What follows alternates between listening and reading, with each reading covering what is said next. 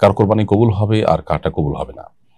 কোরবানি কারটা আসলে কবুল হবে, কারটা কবুল হবে না নিশ্চিত বলা, বিশেষ করে আলাদা আলাদা করে পৃথক করে কোনো ব্যক্তি বিশেষের ক্ষেত্রে বলা, নির্দিষ্ট করে এটা বলা কঠিন, এটা সম্ভব না। তবে মৌলিক একটা নীতিমালা আছে।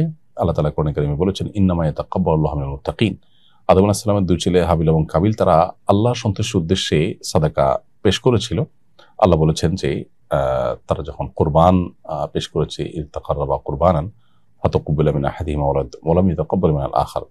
এক ভাইয়ের কোরবান বা এক ভাই আল্লাহর নৈকট্য লাভের উদ্দেশ্যে যে দান করেছে সেটা কবুল হয়েছে, আর একজনটা হয়নি।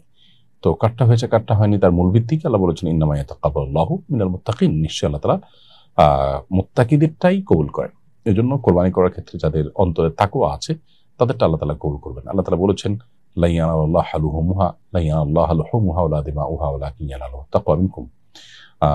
তোমাদের কোরবানির পশুর গোশত, রক্ত কিছুই আল্লাহর কাছে যায় না, তোমাদের অন্তরে অবস্থিত তাকওয়া আল্লাহর কাছে পৌঁছায়। অতএব তাকওয়ার চেতনা থেকে আল্লাহর সন্তুষ্টি লাভের জন্য ত্যাগের মহিমায় উজ্জীবিত হয়ে যদি কেউ কোরবানি করেন, ইব্রাহিম আলাইহিস সালামের সুন্নাহকে জিন্দা করার উদ্দেশ্যে কোরবানি করেন, আল্লাহর কাছ থেকে আজর সওয়াবই চান, পার্থিব কোনো ফিডব্যাক বা কোনো লাভ এগুলোর চিন্তা থেকে তিনি কোরবানি না করেন, তাহলে ইনশাআল্লাহ বিইذনিল্লাহ এই তাকওয়ার চেতনার করার কারণে তার কোরবানি কবুল হবে ইনশাআল্লাহ। লোক দেখানো কোরবানি যদি হয়, লৌকিকতার কারণে হয়, মানুষের কাছে বাহবা পাওয়ার জন্য কোরবানি হয়, বা হারাম অর্থ দ্বারা কোরবানি করা হয়, তাহলে এগুলো কবুল হওয়ার সুযোগ নেই। কোরআন হাদিসের আলোকে অন্তত সেই জিনিসটি বোঝা যায়।